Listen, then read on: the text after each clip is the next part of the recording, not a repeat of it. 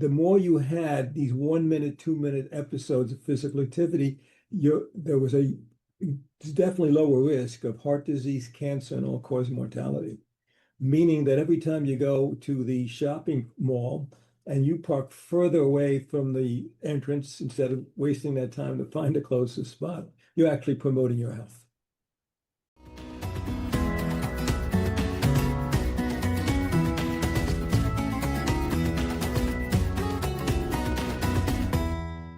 Today, we're talking about snacks. Snacks we can all support. Movement snacks, specifically resistance training snacks. Just little bursts of strength training throughout the day to help deconditioned folks over 50 get started.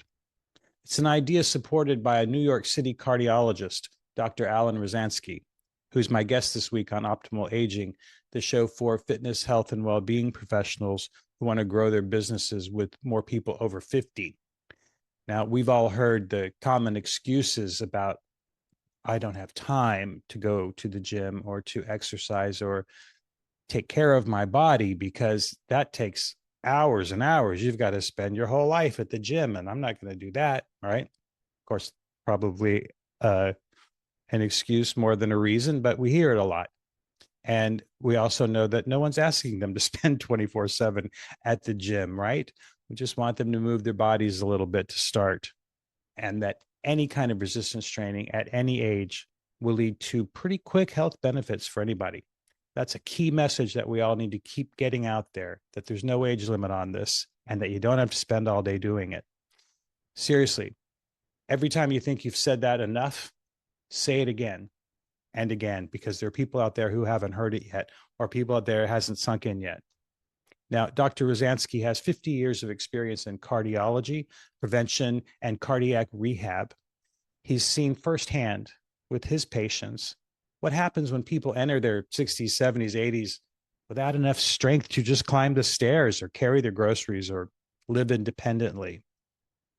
Dr. Rozanski is dedicated to changing that story, and he's helping people understand the benefits of these resistance snacks, the simple, approachable movements that you can do throughout the day to build strength and vitality, no matter what condition you're in or what age you are, and without needing to go right away to a gym and starting a long workout. You can build up to that. This can be a gateway, so to speak. This is part of a bigger shift in how medicine is beginning to recognize strength training, not just as exercise, but as a foundation for long-term health and something that older people need to be doing. How many of us have heard from clients or prospects that their doctor told them not to exercise or not to lift heavy weights? Well, here's a doctor telling us to do just that. That's what he tells his patients. It's part of what we talk about, why resistance training matters so much for heart health, bone density, everyday function, and more. How even these small little bits of activity can transform lives. Enjoy my conversation with Dr. Rozanski. Dr. Rozanski, hello. Nice to see you today. Hi, it's a pleasure to be here. Thank you. Well, it's an honor to have you. I'm delighted to speak with someone about these topics, strength training, and as it relates to health of folks when they're a little bit older, particularly heart health. Sure. And bone health, and this idea you have of resistance snacks. I really like that idea.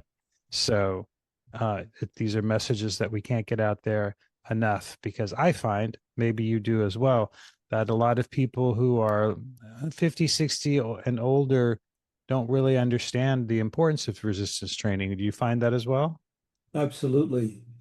Society has changed. I mean, we've become progressively sedentary over the course of decades. We sit more. We, factored out a lot of incidental physical activity that we normally would do, and that turns out to be important too. So we have to compensate today. And we're living longer, so we want to live well, and all of that means moving more and moving better. Right. We used to move more in our lives just incidentally. Daily living, we had to walk to work, or we had physical labor, and now it seems like we just all sit at our desks. I sit at my desk all the time. That's all I do for work. Sure, online shopping, you don't have to Yeah. go to the post office. It's many, many ways in which we just don't get this incidental physical activity. And the data shows that that activity counts. It adds up toward better health. Yeah. Tell us about that before we get into the resistance training, the idea that these little things add up, because I find that a lot of older folks in particular are intimidated about exercising because they have this idea that it's a huge commitment. They must Sure, live at the gym and they must never eat anything pleasurable again and they could never have another drink. And sure. yeah. Well, there has been a sea change in all of our understanding that even I think many physicians still don't understand. Until about 6, 7 years ago, we had this notion that, activity had to be in minimums of like 10 minutes or more to count in terms of your health. And what happened was that with newer data, with accelerometer data and so forth, we began to look at micro moments. And the data began to show that, gee, even if you got 2 or 3 minutes of physical activity here and there, it promoted better health and greater longevity, in fact. And so the 2018 physical activity guidelines for Americans changed the guidelines and said that any amount of physical activity accumulated in any way actually promotes your health. So that was a sea change. Interestingly, after that study was published, data was published from the UK Biobank, which involves over 70,000 people that they've studied in all sorts of ways. But they had people wearing accelerometers for a week, and then they were able to follow them over time. And Mhm. what they found remarkably is that when it added up, even among sedentary people, so people were not exercising, the amount of short bouts of physical activity that they were getting, the more you had these 1 minute, 2 minute episodes of physical activity, there was a definitely lower risk of heart disease, cancer, and all-cause mortality. Meaning that every time you go to the shopping mall and you park further away from the entrance instead of wasting that time to find a closest spot, you're actually promoting your health. Right. Now, this is an idea that I've been familiar with in my business and on this show where we've talked about movement snacks. This idea of parking farthest from the door of the store and taking the stairs when you can, and walking to the mailbox even if you're not expecting anything, or other dancing around while you're doing the dishes, perhaps. Um, these little things to increase movement, but I think this is the first time I've heard someone talk about resistance snacks. Tell me about that and why you are focusing on resistance training. Sure. Well, first of all, I mean, that's really a two-sided question because if we first talk about the importance of resistance training, that's an important topic in itself. Then maybe talk about the resistance Sure. snacks. So the muscle, we don't want to outgrow our muscles. As we get older, we are, progressively, if we're sedentary, losing muscle mass, muscle strength. We're losing bone density. Our basal metabolic rate is going down, and we're aging. And you get to the point in your 70s, patients who are referred to us for cardiac stress testing, and the doctor's referring them because the patient is reporting, shortness of breath. And our tests are generally negative in many of these patients. And what's really happening is they have just progressively found it harder to climb stairs and are having harder, picking up, groceries and things like that. And all of that is can be highly modified by doing physical activity and importantly, resistance training. So there in cardiology, we have a tradition of, promulgating to people to be physically active and exercise, not as much with resistance training, but resistance training will, protect your mass, improve your balance, and it has a lot of metabolic effects we can get into as well. Mhm. It decreases inflammation. So that's why resistance training is a master tool for aging successfully. So having said that, what about resistance snacks? So that's just simply taking this idea of getting small bouts of physical activity, and I've divided it into, activity snacks, exercise snacks, and resistance snacks. Great. And the reason I do that is that for one person, what might be an exercise snack, for another person who's well conditioned, might just be an activity snack, like Mhm. climbing up a couple flights of stairs. So we have to deal with different patients and where they're at. So those are two concepts. But resistance snacks is a little bit different because resistance training itself requires a certain know-how that the general public overall doesn't have so well. Hmm. Doctors don't have that in their back pocket. And as you know, how you do a squat or a lunge or the bird dog exercise, for example, the way you do it can be, whether you get a beneficial effect depends on posture and how you're holding your body and so forth. So it's an area where we have to get knowledgeable. So that's number one. But number two, this is resistant snacks is a way of getting people in the back door to start to do physical activity. We apply this with physical activity itself. Many patients that I've dealt with over the years are completely sedentary. So my goal there isn't aerobic success. First, it's psychological success. Can I get them walking 5 minutes a day? You know how too many times that I've done that and it hasn't happened because the commitment isn't there. But many other patients, they started with 5, they got to 10, they got to 20. So the same thing with resistant snacks. You can pick 1 or 2 things per day that you're doing, and you're getting, if you can start to do that regularly, it gets you into a mode of perhaps then doing a third and a fourth, and you build up, you get more motivated, and eventually, hopefully, it leads to general resistance training in longer bouts, which I think is important. Hey, are you a fitness professional trying to grow your business with people over 50? If you are, then you need to know how to communicate with them, how to market to them, and how to get them to trust you with their fitness, well-being, and money. We're talking about millions of people who are a little older than the typical market that the fitness industry usually pursues. They have more money, more time, and better motivation to make the best long-term fitness consumers you'll find anywhere. If you're not focusing on them, you should be. Prime Fit Content is the only content marketing company designed specifically to help you engage people in this group and to help you distinguish yourself from competitors in your community. It's effective, affordable, and super easy to use. Check it out at primefitcontent.com. That's prime, like prime of your life, fitcontent.com. Back to the show. Can you give us some examples of resistance snacks that a deconditioned older person might be able to perform and also gain some benefit from? Sure. Well, if you take any one of these things, let's say do a push-up. Now, for you, getting on the floor and doing a push-up is a piece of cake. Mm-hmm. For someone else, if you're sitting at a desk at an angle, you could do it there. And someone who's more deconditioned, just being up against a wall and doing gentle, push-ups against a wall would be a way to start.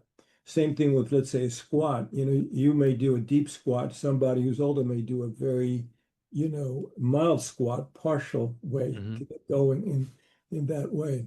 Balance is extremely important. So just standing on a foot for 15 seconds, maybe when you're brushing your teeth and building that up or practicing a tandem walk, that would be important. Calf raises. Really, you want to hit really all parts of the body. But if you start off with 2 or 3 and something with upper body, lower body, one thing with balance, you're already, on your way. You're on your way. How do you define resistance training to these folks who are not familiar with working out? It's anything that's putting a stress on any of your muscles, whatever that may be. It may be, bicep curls. It could be any one of the muscles we're talking about, even heel raises. You're putting a stress on the muscles of the body. It's as simple as that. Okay. So I remember in the pandemic, we were advising older folks a lot on how they could get in some resistance training at home since we couldn't go to the gym or anywhere else there for a little while. And people were advising that they use soup cans as dumbbells, that kind of thing. Is that effective? Is that useful, or is that silly? It's not silly. It depends on where someone's at. For someone who's done nothing, maybe walking with soup cans is definitely a great place to start. With the data that shows that it's very interesting. If you take people who are totally sedentary, Actually, those people going, let's say, to 10 minutes of a walk per day at a moderately brisk pace, we may say it, equivalent to 3 miles per hour, they actually show the greatest delta benefit, delta change in terms of decreasing mortality risk. In other words, you get the greatest bang for your buck from going from completely sedentary to something. So something as low as 10 minutes of walking per day can give you the effect of what we would see with a statin in terms of a mortality risk reduction for that particular issue. So Okay. none of this is silly, it's and in no age and in no condition is it true that, you're over the hill and you can't get some benefit from doing some physical activity and some resistance training. Right. Now, what about for folks who are not completely deconditioned, who are not athletes either? Just maybe folks who've been working a desk job for all these years and raising children, and now they want to start exploring resistance training and maybe get in better shape and enjoy life a little bit more, planning ahead for the coming stage of life. What can you recommend for them? Well, that's a great question. So as you are more conditioned, you can do more. You want to do more for the benefits that resistance training provides, slowing in terms of, loss of muscle mass or sarcopenia, maintaining more power, with the goal of, I have a 77-year-old friend that I'm dealing with who's so sophisticated and goes to see doctors for many things. And it has been a lot of work to get him just to be physically active. And I've got him at the point where he's walking a half hour each day. Now I'm working on resistance training. And I'm saying to him, look, I'm concerned how you're going to be at 94. I want you to be very vital when you're 94. It's not in his mindset yet, but you have to paint that picture and get people to relate to that kind of emotionally. Because if you will do more now, and you're going to, it's the muscles which are going to prevent you from getting frail, from shrinking, from, it's a tremendous return on your investment Mm-hmm. as you get older, but you have to project into the future. A lot of people would say your friend at 77 is old, and he should be thinking about today, not about someday in the future when he's old. It's interesting how nobody thinks they're old, isn't it? Well, I'd say two things about that. It's all relative. We Mm-hmm. we have a tendency sometimes to project that I'm going to be able to do things in the future that I'm able to do now. So that we're thinking about the vacation you'll take when you retire and so forth. We don't project in terms of how we might be. And there's one of two roads: to remain very vital into old age, or to, develop the sedentary syndromes of aging. Mm-hmm. And it's a choice, but we just don't take it seriously enough. That's the truth of it. And that's something I struggle to understand. And I know a lot of people listening to this who are fitness professionals or in health and well-being in some sense. You're struggling to get your friend to move. What does he do all day? Why can't he go for a walk? Why can't he walk his dog or play with the grandchild or go to the community center and do so? I don't, I struggle to understand it. And I know a lot of folks do. How do you understand it? Well, there are a number of key reasons. I'll tell you two. One of them is that we have fundamentally misunderstood what health is. We, if I would say to you that, well, as long as you don't have disease, you're healthy. Well, Yeah. health is the absence of disease. Intellectually, you would understand that. I've asked that question to hundreds of people. I've written medical articles on what is health. And most people intuitively know that health is not the absence of disease. But when you ask them what health is, you get a smile, you get a gentle answer. Well, it's, physical and emotional and mental well-being, but it's imprecise. We don't have a definition. Well, I've thought about this and derived a definition over time where health is not merely the absence of disease, not merely physical and psychological well-being, but it's living with this sense of vitality. And by vitality, I mean this inner sense, this pleasurable sense of feeling energetic and alive. And when you have that sense of vitality, you want to do things. So at any age, you can be 90 and you may not have the same physical energy when you were 19, but you can be every bit as energetic. But you can be a 25-year-old and you may not have a sense of vitality. So in that sense, I wouldn't say you're healthy. There's something that is off there that you need to address. You see that. So Mhm. what happens as an outcome of the way we normally think about health in terms of, disease prevention, for example, instead of promoting the sense of vitality, is when we talk to people about exercise or resistance training, it's always, well, if you do this, you will be, healthier when you're older. You'll have a lesser risk of falling. You'll have a lesser risk of needing assisted care or some other scare tactics. And what we're missing is talking about these are the immediate benefits you have once you start exercising. Within a short period of time, you're going to have more energy. You're going to feel more vital. You're going to have more confidence. You're going to be more optimistic. You'll have greater self-esteem. We don't sell the immediate benefits, which are very palpable when people get involved in training. What we deal for it in the medical side is, oh, if people just knew how good it would be to exercise. And you're right, it's very hard to get them on that other side. So that's one whole area. The other big area is the fact that many people who want to exercise or do resistance training don't, because they will start it tomorrow. Of course, I want to get more fit. I hear what you're saying. I'm listening to this podcast. I'm motivated, perhaps, hopefully, and I'll start tomorrow. And then tomorrow, it's that same dynamic. This has been well studied in the biobehavioral literature. They teach this in business schools now. This is the concept of temporal discounting. We tend to overvalue what's in the present, and we discount what's in the future. And even if today in the future, I still got my present things today. I got the emails, the cell phones, the meetings, etc. I'll get to this tomorrow. And that's why time management becomes actually a very important part of all of this. So those are big reasons that people don't exercise. You are a medical doctor and you encourage older patients to exercise, to practice strength training. Many do not. Why is that? Why there seems to me a gap between, I don't know, I hear a lot of older people say, my doctor told me not to lift anything above my head, or I'm afraid I'll hurt myself if I lift something heavy, or I can't go to a gym. That's crazy. At my age, I'll hurt myself.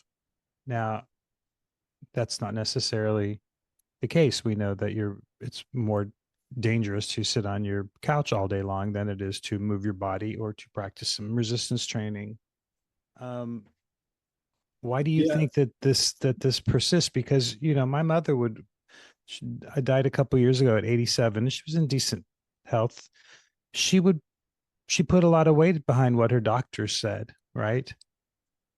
She would not have listened to a trainer who told her to take a yoga class twice a week.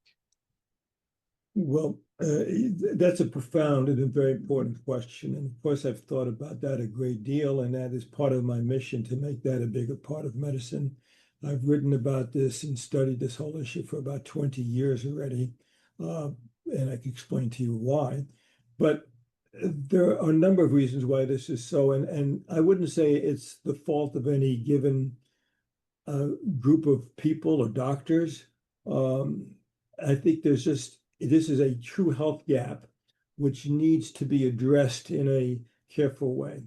First of all, as we've said, counseling patients on resistance training is a whole different ballgame than just telling people intuitively, be more active, walk more, which people can understand what to do. It's generally safe. People can understand it. Once you get to resistance training, I put that as a different domain of health because it requires a lot of information about what we were talking about in terms of guidelines. If you look at the guidelines, let's say take the activity guidelines of all the medical societies, they'll recommend people get 30 minutes of physical activity or 150 minutes per week or 30 minutes 5 times per week, and they'll define what mild, moderate, or brisk exercise is. And resistance training, say, well, do resistance training twice a week. It doesn't say how long. It doesn't say which muscles per se. There's no guidelines that are given to the doctors. They're not trained in that area. Okay. Now, the question is, should they be? Well, I think we need a system. If you took the different groups of doctors that could be involved, for example, physiatrists and orthopedists, physiatrists definitely tell patients what to do, but they're helping them with the specific problems patients are coming to. They're not functioning as an overall preventive person in terms of, well, get into resistance. They're more likely to do it than anybody else, by the way. Cardiologists feel very comfortable promoting aerobic exercise, but aren't really trained in counseling and resistance training. Geriatricians might be more tuned, but they're a very small subspecialty. They're not going to meet the needs of all the older groups of people. So what do we need? We need more of a network of patients being referred from doctors to, physiatrists, orthopedists with instructions, to physical therapists and trainers. There's a great need here to have very skilled trainers who can work with patients. The other part of this to be said here is, of course, we don't want for patients to have to be told by the doctor. We need an educational system out there where we're educating the people about the importance of resistance training, just like we do with smoking or with, avoiding excess alcohol and things like that. So that's kind of missing from the general domain as well. So I'm actually not painting a pessimistic picture here. I'm painting one optimistic, because what I see is there's a growth of voices from the medical world, from all of these, just what you're doing yourself. You're having these podcasts on fitness and all the things now available on the internet that people can have as an adjunct, I would say, to, be trained in things like that. So and there's the growth of fields like lifestyle medicine now, which is dedicated totally to improving health from lifestyle, and they have a big emphasis on doing resistance training. So these things are building and percolating, and I'm very optimistic that we're going to get further along this pathway.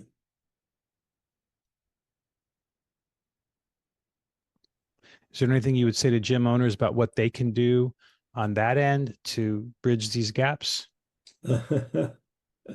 Yeah, I think we need more gyms. I think maybe more variety of gyms. I mean, I haven't thought about that question. I go to a gym because I want to use the equipment, but I also like the atmosphere. But boy, I don't like how they blast all that music. I'd like to see just more varieties and in more environments, and perhaps I think a lot of gyms now have a good repertoire of highly skilled trainers. The gym I go to actually has physical therapists working right in the gym area, and I think there's been a great synergy there. So I think that there has to be perhaps an involving collaboration between gym owners and health facilities. I think that would be terrific. Yeah, it's happening more and more. It really is. But Yes. between gym owners and health providers, but also in the broader areas of well-being, I don't know if you would count chiropractic as healthcare, but you see a lot of chiropractics in gyms, or massage therapists in gyms, or people who are doing more with peptides and other sort of supplements. Sure. It's all kind of coming together more and more as people want to look at their whole health situation. Right. Yeah, yesterday I saw a friend who's an orthopedist at his office here in Atlanta, and he's got everything in there. It's amazing. He's got physical therapy. He's got plunge, hot and cold.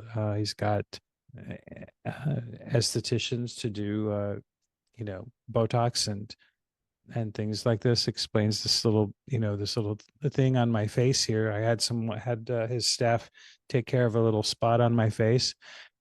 Pretty amazing. And I see that more and more among fitness providers who are trying to be more than just a big room with weights in it, right? Right.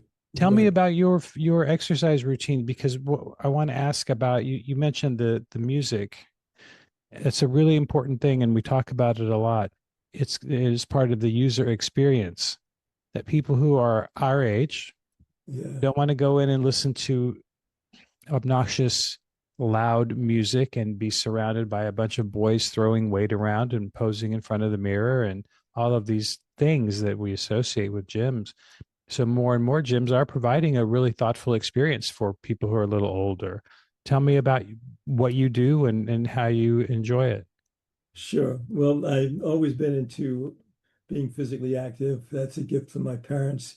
My dad, until he was almost 86, which is when he developed a cancer, which took his life quickly, walked every day of his life. I mean, literally every day. We were living on Long Island, and he would drive to Jones Beach on the south shore there, and they had a boardwalk 2 miles. So he'd go 4 miles because 2 miles in each direction 10 months of the year, 2 months of the year when it was like January, February, he'd go to a mall to walk. And so, everyone in my family adopted being physically active. I used to run, all the time. If I was on call as a physician in my training years, I'd run the morning of being on call and the night after, even if I didn't get any sleep. What I didn't know was I grew up in that age where I thought running was just all you needed to do. Hmm. So I ran for decades, but I didn't do all that resistance training and so forth. I did develop arthritis and other issues with my knees and so forth in my early 50s, and that got me into, you know, brought me into the world of resistance training. Plus, I was through my work observing much more the issues of sarcopenia and things like that, and we were, seeing people live longer. So that drove me in from the medical side.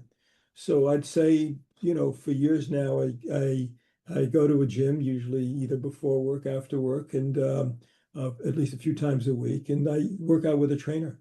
And I do that because I'm not, I'm one of those people who needs an accountability partner to do it. So I'm able to do it. So that's what I do. But so my routine isn't super elaborate, but I don't feel, what happens is so interesting about the body is that when you're not doing these things, it's hard to start. But if you can keep it up and get past that level, your body comes to love it. And then you don't feel right if you're not doing exercise, resistance training. I'm sure you see that in practically all the people you work with, right? Yes, absolutely. May I Absolutely. ask your age? I'm 75. And when did you start working out at the gym?